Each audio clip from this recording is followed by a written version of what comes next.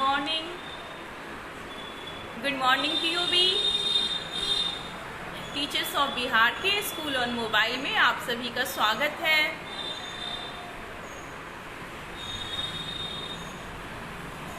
बच्चों, आप सभी अपने अपने क्लासेस में आ जाएं। हम लोग साइंस के चैप्टर को पढ़ रहे हैं, जो है अध्याय 5 पदार्थ में रासायनिक परिवर्तन। अध्याय 5 को हम लोग का क्लास शुरू हो गया है और हम लोगों ने इसके बारे में बहुत सी जानकारियों को ले चुके हैं और हम इसको अब आगे बढ़ाते हुए आज हम आपको एक बहुत बड़े साइंटिस्ट, बहुत महान वैज्ञानिक जिनका नाम है जॉन हेलमंड। जॉन हेलमंड एक बहुत बड़े वैज्ञानिक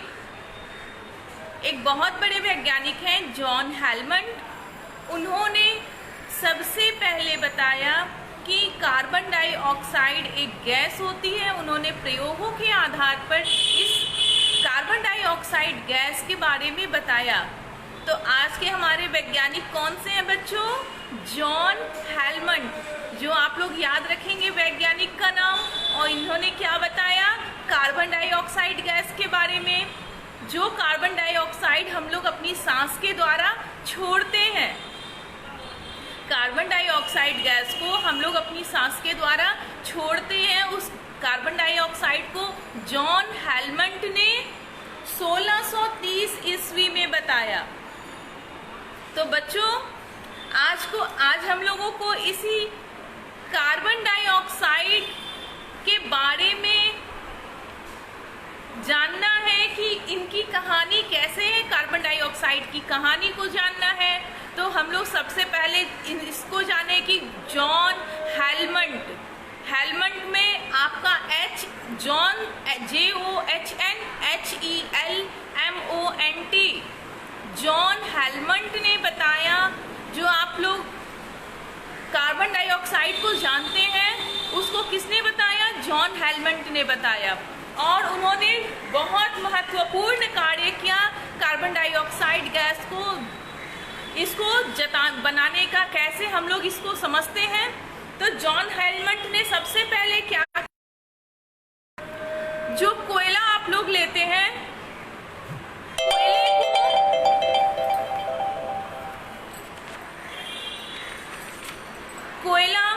कोयले को जो हम लोग लेते हैं, तो कोयला को उन्होंने क्या किया?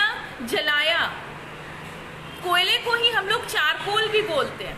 तो कोयले को जब उन्होंने जलाया तो उन्होंने पाया कि कोयले का भार कुछ कम हो गया है। आप लोग भी अपने अपने घरों में जब कोयले को जलाते हैं तो आप लोग क्या देखते हैं कि उसका भार कम हो जाता है और उसमें क्या बच जाता है? कुछ राख बच जाती है। राख भी बचती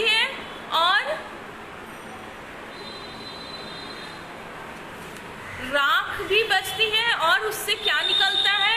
एक गैस निकलता है। उन्होंने अपने प्रयोग में देखा कि जब हम लोग चारकोल कोयले को जलाते हैं तो उसमें से राख निकलती है और उसके अलावा उसमें से एक गैस निकलती है, जिसको उन्होंने एक परख नली में इकट्ठा किया। तो उन्होंने पाया कि उसमें से क्या निकल रही है? एक गैस इकट्ठी हो गई। और ये गैस कौन सी थी? ये गैस थी कार्बन डाइऑक्साइड, CO2। जो आप लोग अपने बहुत सारे बच्चों ने हमें तत्वों के नाम भेजे हैं, जो आप लोग के गिफ्ट्स मुझे बहुत पसंद आए हैं। बहुत बहुत थैंक यू।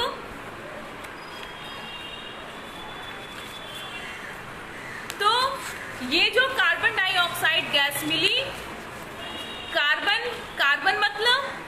मतलब ही कोयला होता है। कार्बन, अगर आप लोग कार्बन को कहीं भी सुनेंगे, कार्बन सभी जगह पाए जाते हैं। कार्बन हमारे शरीर में भी पाया जाता है। तो जब कोयले को जलाया गया तो उसमें से क्या मिला? CO2 गैस निकला और राख बच गई। तो हम लोग इसको जब परख नली में जाकर इकट्ठा किए, कौन इकट्ठा किए? John Helmand. जॉन हेलमंड ने उसे परख नली में इकट्ठा किया और उन्होंने पाया कि कोयले को जब हम लोग उसमें का वजन जो भार होता है उसका कम हो गया। कोयले का भार कम हुआ तो उन्होंने सोचा कि आखिर इसका भार कम क्यों हो गया। तो उन्होंने पाया कि उसमें से कुछ गैस भी निकली। जो गैस उन्होंने स्टोर की थी उसका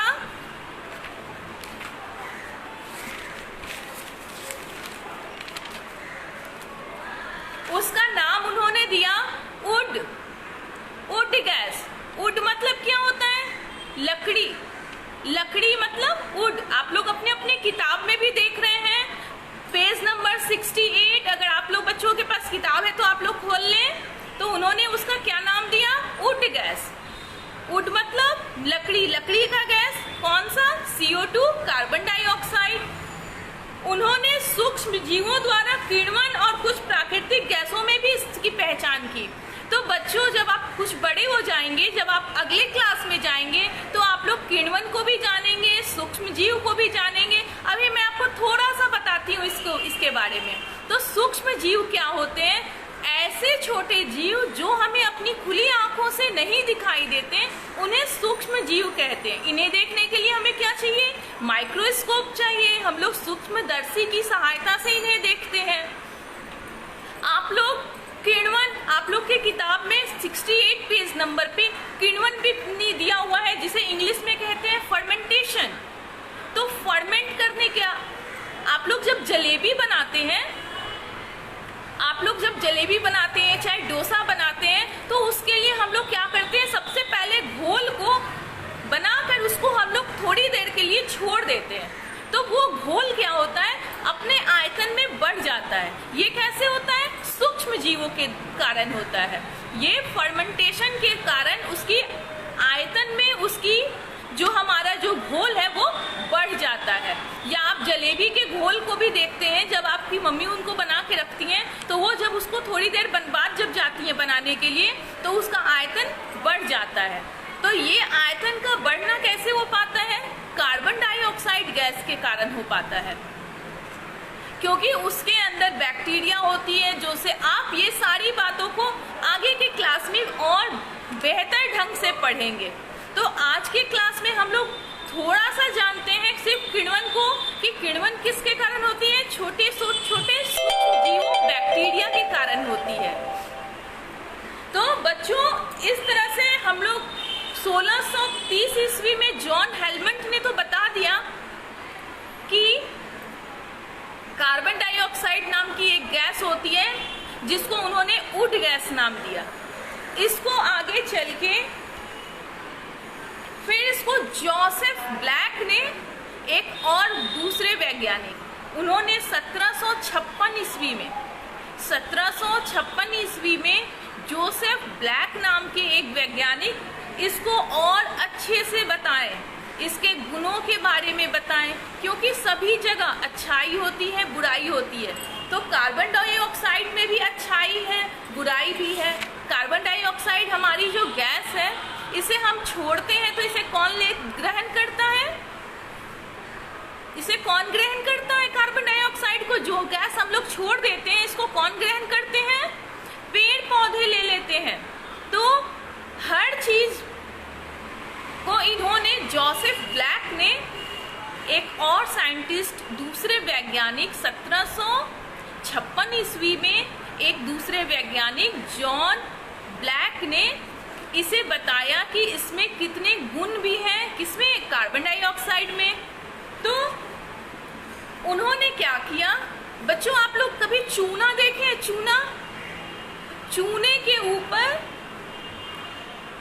चूना के ऊपर जब आप पानी डालते हैं तो वो एक बुलबुला फेंकता है। बुलबुले को फेंकता है ना, जैसे मैंने आपको दिखाया था कल विनेगर डाल के। ये विनेगर जब हम लोग इसमें डालते हैं तो क्या निकलता है? बुलबुला। एक इसमें से बहुत गोल गोल बुलबुले के रूप में निकलता है। तो ये बुलबुला क्या है? कार्बन डाइऑक्साइड ही है। और जो चूने के पानी पे हम लोग डालते हैं और वहां भी जो बुलबुला निकलता है वो भी क्या है? कार्बन डाइऑक्साइड ही है। तो जोसेफ ब्लैक ने क्या किया, कार्बन डाइऑक्साइड गैस को जानने के लिए उन्होंने चूने के ऊपर उन्होंने पानी को डाला और उससे उन्होंने एक विलयन बनाया। तो आप लोग को मैंने बताया ना कि जब दो वस्तुओं को आपस में दो चीजों को मिलाते हैं, एक घोल बनाते हैं, तो उसे क्या कहते हैं, विलयन कहते हैं। और जो अपने में घोलता है उसको क्या कहते हैं, विलायक कहते हैं। और जो घुलता है उसे क्या कहते हैं, उसे विलेय कहा जाता है। तो यहाँ विलेय क्या है, चूना। विलायक कौन है, पानी। अब चूना और पानी एक में मिला तो क्या बन गया, विलयन। तो ये जो चूना और पानी का विलयन बना, इसमें से उन्होंने क्या, अपनी परख नली में एक परख नली लगाई उन्होंने, और उसमें उन्हें क्या मिला, कार्बन डाइऑक्साइड गैस मिला। चूना और पानी का जब उन्होंने घोल बनाया, उसका विलयन बनाया और उसको उन्होंने परख नली में जब इकट्ठा किया, तो उसमें से उन्हें कार्बन डाइऑक्साइड गैस को उन्होंने पाया। तो ये जो कार्बन डाइऑक्साइड है,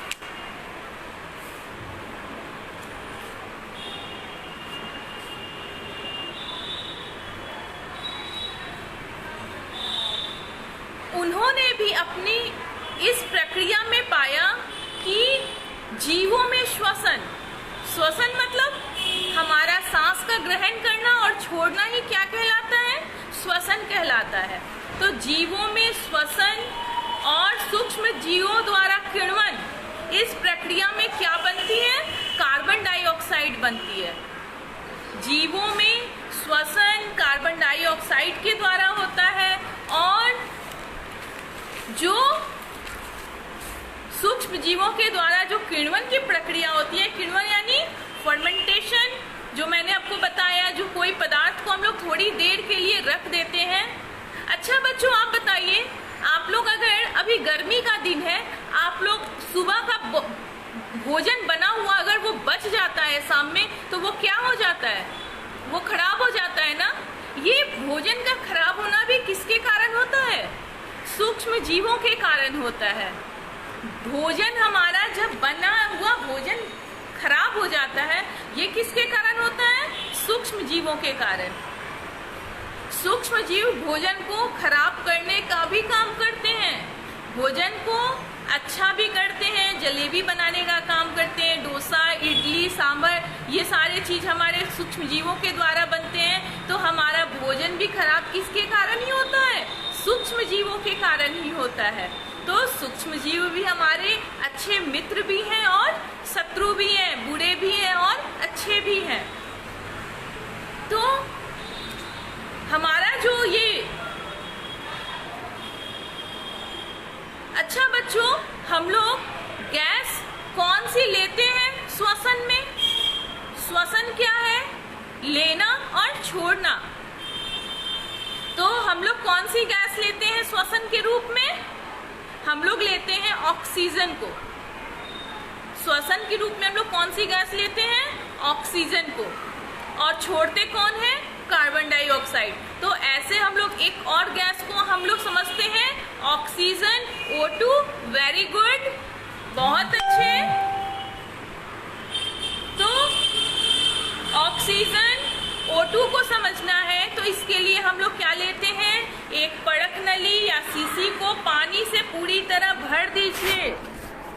अब इसका हम लोग ये नहीं कर पा रहे, ये देखिए बच्चों, ये आपने देखा, देखिए कार्बन डाइऑक्साइड की कहानी है ये है कौन, ये है जॉन हेलमंड। इन्होंने क्या चीज की खोज की, 1630 ईस्वी में इन्होंने चारकोल को जलाया। चारकोल एक तरह का कोयला ही है, तो उन्हें क्या मिला, राख मिला और एक अदृश्य पदार्थ मिला जो कि कार्बन डाइऑक्साइड की। फिर उन्होंने किण्वन किया और अन्य प्राकृतिक गैसों को भी उन्होंने पाया।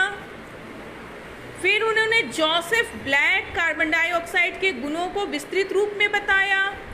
फिर उन्होंने इसे क्या नाम दिया, फिक्स्ड एयर नाम दिया। उन्होंने चूने के पानी को भी वास्तविक रूप से बताया, जिसमें कैल्शियम कार्बाइड बनने का कारण होता है। इसके आधार पर उन्होंने सूक्ष्म जीवों की किण्वन की प्रक्रिया को बताया। तो आप लोग देख रहे हैं बच्चों, एक और गैस है, कौन सी? ऑक्सीजन। ऑक्सीजन को भी हम लोग क्या करते हैं, एक पड़क नली या शीशी को पूरी तरह से भर दीजिए और अंगूठे से उल्टा करके इसको पकड़िए, उल्टा पकड़े, पानी से भरे बर्तन में रखा, अंगूठा हटा लीजिए। अंगूठा हटाने पर शीशी का पानी नहीं गिरेगा। अब एक पड़क नली लीजिए, ये देखिए बच्चों, ये आप लोग क्या देख पा रहे हैं, एक पड़क नली है और इसमें शीशी को क्या किया गया है, पानी से भर दिया गया है। अंगूठे से बंद करके उल्टा कर दीजिए और उसके बाद अंगूठे को हटा लीजिए। अंगूठा हटाने पर शीशी का पानी नहीं गिरेगा। एक गर्दन वाली शीशी के पानी में 2-3 ग्राम पोटासियम पर मैग्नेट लीजिए।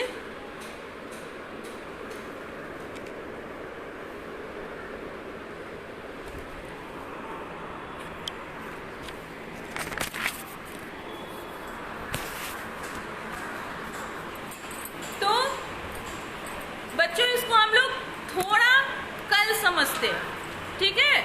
एक प्रयोग के द्वारा मैं आपको इसको समझाने का कोशिश करूंगी कल। आज हम लोग सिर्फ कार्बन डाइऑक्साइड को ही देखेंगे और इसको बेहतर ढंग से समझते हैं। ऑक्सीजन को और बेहतर ढंग से समझने के लिए हम लोग क्या करते हैं, हम लोग एक मोमबत्ती को लेंगे और मोमबत्ती को जला लेंगे और मोमबत्ती के हम लोग ज्वाला वाले हम लोग चैप्टर जब हम लोग पढ़ रहे थे, वहां पर हम लोगों ने ज्वाला में मोमबत्ती को जलाया था और उसके ऊपर से एक कोई बर्तन से हम लोग ढकने का प्रयास किए और मोमबत्ती हमारी बुझ गई थी। वो किसके कारण हुई थी? ऑक्सीजन के कमी के कारण। जब ऑक्सीजन, किसी भी वस्तु को जलाने के लिए क्या चाहिए? ऑक्सीजन चाहिए। किसी भी वस्तु को जलने के लिए क्या चाहिए? ऑक्सीजन चाहिए। इसी को उन्होंने ऑक्सीजन को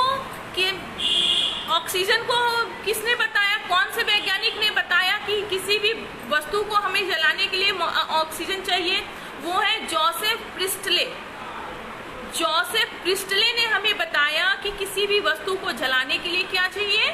ऑक्सीजन की आवश्यकता होती है, जो कि अपने एक प्रयोग के आधार पर उन्होंने एक प्रयोग किया जिसमें उन्होंने एक मोमबत्ती ली, उसको उन्होंने बर्तन से ढकने का कोशिश किया और वो बर्तन नहीं, वो मोमबत्ती बुझ गई। तो उन्होंने पाया कि वहाँ ऑक्सीजन की सप्लाई जो है वो बंद हो गई है, ऑक्सीजन वहाँ नहीं जा पा रहा है। तो किसी भी हम लोग ज्वाला जब हम लोग चैप्टर पढ़ रहे थे तो वहाँ पे हम लोगों ने इसको अच्छे ढंग से समझा था कि ऑक्सीजन, किसी भी वस्तु को जलाने के लिए ऑक्सीजन की आवश्यकता होती है। इसको उन्होंने एक विस्तृत रूप से भी समझाया है। बच्चों, हम लोग एक पदार्थों के बारे में हम लोग समझे थे। पदार्थ, कोई भी पदार्थ, किसी भी पदार्थ को हम लोग किसी संकेत के रूप में, रसायन के संकेत के रूप में हम लोग समझते हैं। पदार्थों को लिखने के लिए हम लोग संकेत में लिखते हैं, उनको याद करते हैं संकेतों को, जिसको कुछ बच्चों ने अपने कॉपी में नोट करके मुझे होमवर्क भी भेजा। उसके उन पदार्थों का जो संकेत है उसकी भी एक कहानी है। पहले जमाने में सिर्फ 5 पदार्थ ही माना जाता था कि सिर्फ 5 पदार्थ, कौन कौन से? हवा, जल, मिट्टी, अग्नि और आकाश। ये 5 पदार्थ ही हमारे लिए बहुत इम्पोर्टेंट है। पहले जमाने में सिर्फ 5 पदार्थ को ही बहुत महत्वपूर्ण माना जाता था, लेकिन धीरे धीरे ये 5 पदार्थ से आज हम लोग 121 पदार्थ, 121 तत्वों को जानते हैं। पहले सिर्फ 5 तत्वों से ही हमारी इस सृष्टि का निर्माण हुआ है, ऐसा माना जाता था। लेकिन अब हम लोग बहुत सारे तत्वों की खोज हो गई है, जो कि आप लोग भी जान गए हैं कि ढेर सारे तत्वों के नाम आप लोग भी याद कर रहे हैं। तो ये जो तत्व हैं, इन तत्वों से मिलकर ही पदार्थ का निर्माण, किसी न किसी वस्तु का निर्माण होता है। तो जैसे हमारा कार्बन डाइऑक्साइड किन किन के मिलने से बनता है? कार्बन और ऑक्सीजन के मिलने से बनता है। कार्बन डाइऑक्साइड किन के मिलने से बनता है? कार्बन और ऑक्सीजन का 2, क्योंकि O2 लिखा होता है ना, यानी ऑक्सीजन कितना है? 2, कार्बन कितना है? 1। इनको आप और अच्छे से समझेंगे जब आप 9th क्लास में जाएंगे, तो आप इसको और बेहतर ढंग से समझेंगे कि क्यों कार्बन सिर्फ एक ही होता है और ऑक्सीजन के 2 परमाणु क्यों होते हैं।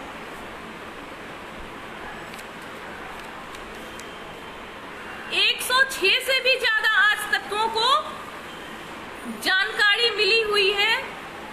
हम लोग इसको तत्व की सारणी में भी सजा करके रखते हैं, जो आप लोग आगे चल के और अच्छे विस्तृत ढंग से इसको आप जानेंगे।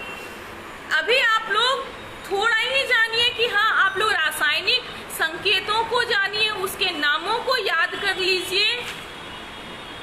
फिर हम लोग और भी संकेतों को जानेंगे, जैसे कि हमारा पानी हमारा किन किन से बना हुआ है मिलके? हाइड्रोजन के 2 परमाणु, हाइड्रोजन 2 और ऑक्सीजन 1, हाइड्रोजन 2 और ऑक्सीजन 1 मिलकर हमारा पानी बनता है। तो हम लोग क्या देखते हैं कि पानी बनाने में H2O, क्यों H2O क्यों लिखा जाता है? हाइड्रोजन 2 होता है और ऑक्सीजन 1 होता है, तो हमारा पानी बनता है। तो इस तरह बच्चों हम लोग हर पदार्थ को, हर चीज का, जैसे हमारा चीनी भी हमारे 3 तत्वों से मिलकर बना है, तीन तत्वों से मिलकर बना है, C6H12O6। कार्बन के 6 परमाणु, हाइड्रोजन के 12 परमाणु और ऑक्सीजन के 6 परमाणु को मिलाकर के हमारा क्या बना है? चीनी बना है। तो इस तरह हम लोग देखते हैं कि सभी पदार्थ कोई ना कोई तत्वों से मिल करके ही बने हुए हैं। तो आप लोग को अभी 7th क्लास में सिर्फ तत्वों की जानकारी होनी चाहिए कि कैसे कैसे हमारा, वेरी गुड। पहले जब हमें तत्वों का ज्ञान नहीं था, तो सिर्फ इन्हीं 5 तत्वों के बारे में बताया गया कि इन 5 तत्वों से मिलकर हमारे ब्रह्मांड की, हमारी सृष्टि की रचना हुई है। और सृष्टि में सिर्फ यही 5 तत्व हैं। कौन कौन से? हवा, जल, मिट्टी, अग्नि और आकाश। इन्हीं 5 तत्वों से मिलकर हमारी सृष्टि की रचना हुई है। लेकिन आगे चल के धीरे धीरे इनकी खोज हुई और ज्यादा भी से ज्यादा हमारे तत्व हम लोगों को मिले। सोना, चांदी, तांबा, पीतल सब एक तत्व ही है, सभी तत्व हैं। तत्वों को मिलाकर के हमारा मिश्रण बनता है, यौगिक बनता है, जो आप लोग बच्चों, चावल का पकना भी, चावल भी पकता है, तो वो भी क्या है? वो भी एक रासायनिक अभिक्रिया ही है। रासायनिक अभिक्रिया, सबसे पहले हम लोग आज फिर से एक पॉइंट को याद करते हैं कि रासायनिक अभिक्रिया, रासायनिक परिवर्तन और भौतिक परिवर्तन। तो रासायनिक परिवर्तन क्या है? जब हमारा कोई वस्तु बने, 2 पदार्थों को मिलाकर जब हम लोग नया पदार्थ बनाते हैं, तो वो फिर से अपनी पुरानी स्थिति में ना आए, तब हमारा एक रासायनिक परिवर्तन होता है। और भौतिक परिवर्तन में वो फिर से अपनी पुरानी स्थिति में वापस आ जाता है। तो चावल का पकना भी क्या है? एक रासायनिक परिवर्तन है। और पदार्थों का विस्फोट, कोई पदार्थ, जैसे कोई विस्फोट हो रहा है, कोई बम बज रहा है, तो वो भी क्या है? रासायनिक परिवर्तन है। सेब का रंग बदलना, सेब का सड़ जाना, ये क्या है? ये भी रासायनिक परिवर्तन ही है। रासायनिक परिवर्तन मतलब केमिकल चेंज। केमिकल चेंज मतलब उसकी केमिकल में कोई चेंज हो जाता है, तो उसे क्या कहते हैं? रासायनिक परिवर्तन। जैसे आप लोग देखे हैं कि लोहे में जंग लगना, लोहे में जंग लगना भी क्या है? रासायनिक परिवर्तन ही है।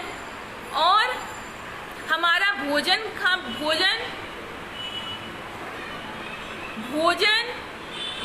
का खराब हो जाना, बासी भोजन का, वो क्या है? वो भी रासायनिक परिवर्तन ही है। तो आज हम लोग बच्चों रासायनिक परिवर्तन के बारे में समझ लिए हैं।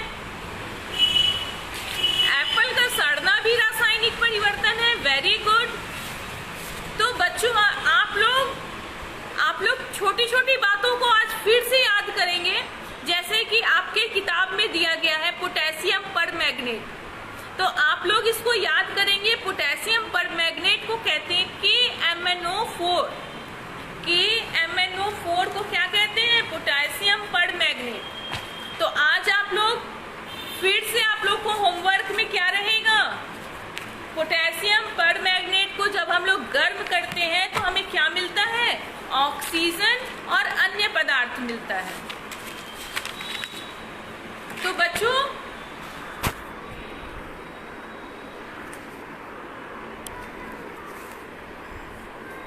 पोटेशियम आप लोग का आज होमवर्क है। पोटेशियम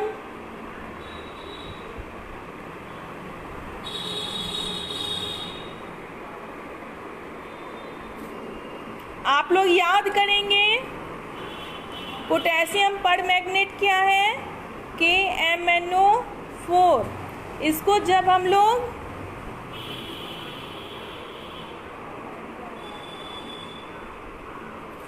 गर्म करने पर हमें क्या मिलता है? ऑक्सीजन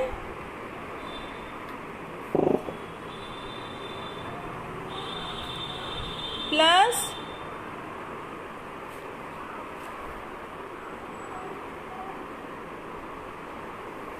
अन्य पदार्थ। ये है क्या? Potassium permanganate. इसको जब आप गर्म करते हैं तो आपको क्या मिलता है? ऑक्सीजन। ऑक्सीजन को किससे सूचित करते हैं? O2 से। और क्या मिलता है? अन्य पदार्थ मिलता है। और आप लोग का आज होमवर्क क्या है? ऑक्सीजन। ऑक्सीजन को किसने बताया? 1771 में जोसेफ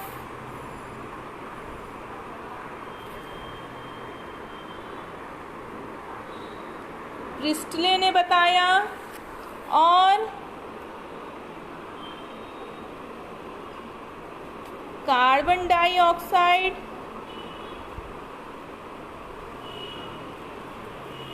ये सारा कुछ आप लोग का होमवर्क है। कार्बन डाइऑक्साइड को किसने बताया बच्चों? आप लोग बताइए। कार्बन डाइऑक्साइड को बताया जॉन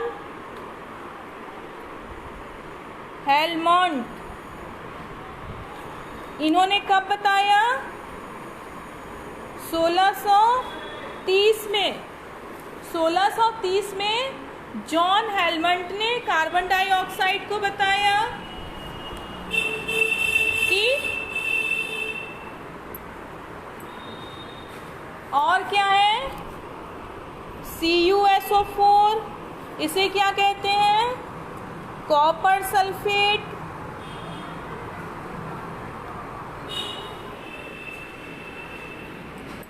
CuSO4 क्या है? कॉपर सल्फेट है। तो आज बच्चों आप लोग ये सारे वैज्ञानिकों के नाम किसने किसने बताए हैं? ऑक्सीजन को, कार्बन डाइऑक्साइड को किसने, कौन वैज्ञानिक, ये कौन है? ये वैज्ञानिक हैं। तो इन्होंने बताया। आज का आपका होमवर्क यही है, आप याद करेंगे और नोट करके लिख कर आप इसे भेजेंगे। और इसके बाद की बात फिर से होगी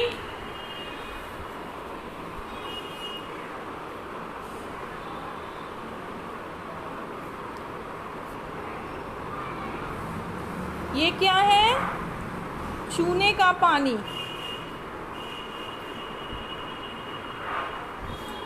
CaOH2 ये क्या है? चूने का पानी।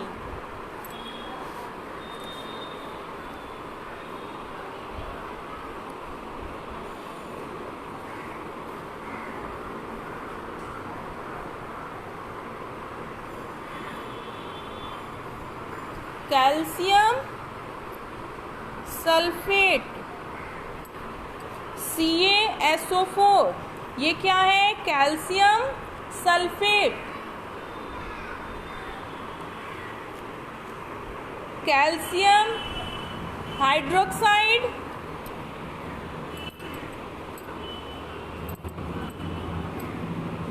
कैल्शियम सल्फेट, ये है CaOH2, चूने का पानी है, ये CaSO4 कैल्शियम सल्फेट है। तो आप लोग इनको फिर से देख लिए। पोटेशियम परमैंगनेट KMnO4, इसको गर्म करने पर ऑक्सीजन अन्य पदार्थ मिलते हैं, ऑक्सीजन है। इसको जोसेफ प्रिस्टले ने 1771 में बताया।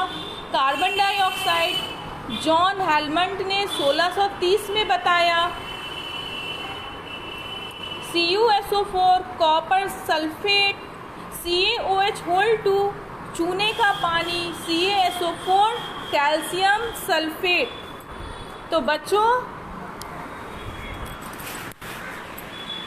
आप इतनी बातों को आज याद करके और अपने बॉक्स में, कमेंट बॉक्स में आप लोग लिख करके डाल दें और याद जरूर कर लें, क्योंकि इतनी बातों को याद करेंगे तो आपको और अच्छे से आगे की पढ़ाई भी समझ में आएगी, क्योंकि ये थोड़ा सा तत्वों को समझना बहुत जरूरी है आपके लिए। और तत्वों को समझने के लिए तत्वों के नाम याद करने पड़ेंगे और उनका रासायनिक जो सूत्र है, रासायनिक समीकरण अभी आपको बनाने हैं। तो रासायनिक समीकरण को समझने के लिए रासायनिक सूत्रों को जानना जरूरी है।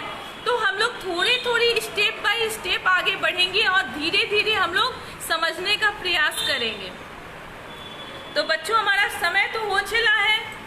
अब हम लोग फिर कल मिलते हैं कुछ नई जानकारियों के साथ। तो आज के लिए बस इतना ही। Okay, goodbye, have a nice day. आप सभी अपना अपना ख्याल रखेंगे। बाय।